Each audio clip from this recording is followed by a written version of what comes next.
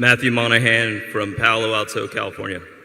Mr. Buffett, Mr. Munger, first of all, I want to thank both of you for so freely sharing your wisdom and knowledge over the years. Even though we've never met in person, I consider you both to be close personal mentors and attribute your teachings and philosophies to any success I've had in business so far. So thank you. Here's my question. For a 23-year-old with high ambitions, some initial working capital, and a genetic wiring, as you call it, for disciplines like investments, mathematics, and technology, what do you foresee as the significant areas of opportunity over the next 50, even 100 years? And if you were in my shoes, what would be your approach and methodology for really learning, tackling, and mastering these areas of opportunity for the purpose of massive value creation? Well, I remain very, and frankly, when you get the chance to talk to somebody like Lorimer Davidson, as I did when I was 20 years old, I probably learned more from Lorimer Davidson in those 4 or 5 hours than I learned in college, with the exception of learning some accounting or 1 or 2 subjects like that. So you just want to soak it up. If you have those qualities you talked about, you'll see the areas as you go along. I mean, Charlie and I probably, we've made money in a lot of different ways, some of which we didn't anticipate, when we were 30 or 40 years ago. But we did have the ability to recognize some. We didn't have the ability to recognize others. But we did know when we knew what we were doing and when we didn't. And we just kept looking. We had a curiosity about things.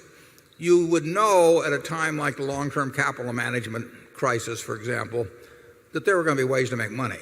I mean, they were going to be out there, and all you had to do was just read and think 8 or 10 hours a day, and you were going to cover a lot of possibilities, probably a very high percentage of them good and some of them sensational.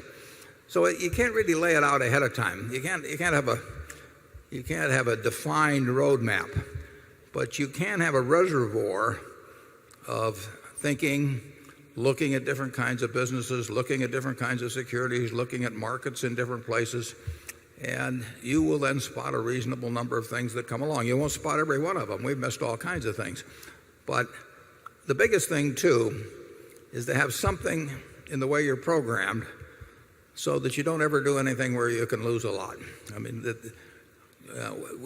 our best ideas have not been better than other people's best ideas, but we've never had a lot of things that pulled us way back. So we never went 2 steps forward and 1 step back. We probably went 2 steps forward and a fraction of a step back. But avoiding the catastrophes is a very important thing, and it will be important in the future. I mean, you will have your chance to participate in catastrophes.